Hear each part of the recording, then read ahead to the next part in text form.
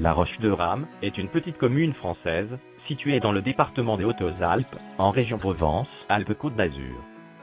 La commune de La Roche-de-Rame est située dans la vallée de la Durance, approximativement à mi-chemin entre Guillestre, vers le sud, et l'Argentière-l'Abbessée, en direction du nord. Le village de La Roche-de-Rame est construit sur une hauteur, dominant la rivière. Le territoire communal comprend de nombreux hameaux, notamment Prareboul. Attesté sous les formes, Ramas, au IVe siècle, et La Roche-sur-Embrun, au XVIIIe siècle. La Rocha de Ramas, en occitan haut-alpin.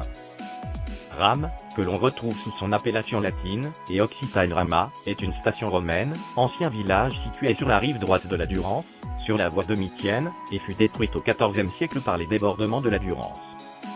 Le nom du village est un pléonasme puisque Rame signifie « roche ».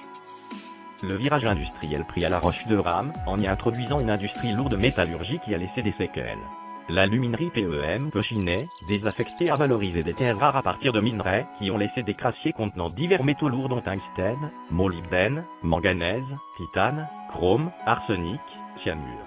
Ces crassiers contiennent aussi potentiellement ou probablement des résidus radioactifs, samarium, cérium, gadolinium, yttrium, niobium.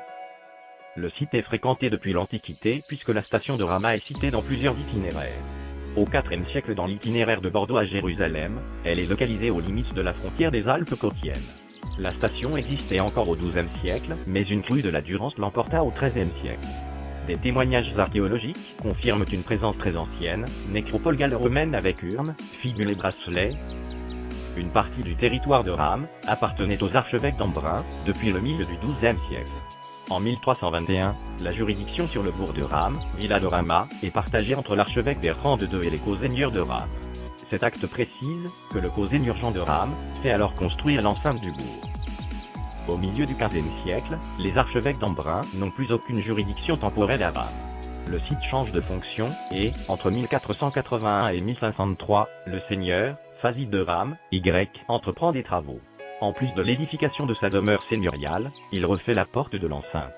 En 1488, le portail réalisé en pierre de taille, comme celui que Martin de la Villette fera construire en 1506 au château de Picontal-Lacros. Ce changement constaté à Rame entre le XIVe et le XVe siècle est aussi le résultat d'une évolution dans la trame de l'habitat voisin, puisque les villages de Chancella et de La Roche-de-Rame se développent au détriment du bourg de Rame. L'enceinte villageoise devient alors celle du domaine de Fazid de Rame, qui y demeure au moins une partie de l'année. L'avis de Saint-Thècle mentionne l'existence de la localité, qui semble avoir disparu presque totalement au Moyen-Âge, probablement en raison d'une catastrophe naturelle. Il subsiste à l'entrée du gouffre de Gouffouran les ruines du château et de l'ancienne chapelle Saint-Laurent. Cet édifice au cœur voûté en cuivre serait ancien. Un chapelain connu à la fin du XIVe siècle à rue de Ramas. En 1957, la localité est touchée par la catastrophe du Queyras, qui provoque l'engravement du bourg, et la coupure de la route de Gap à Briançon.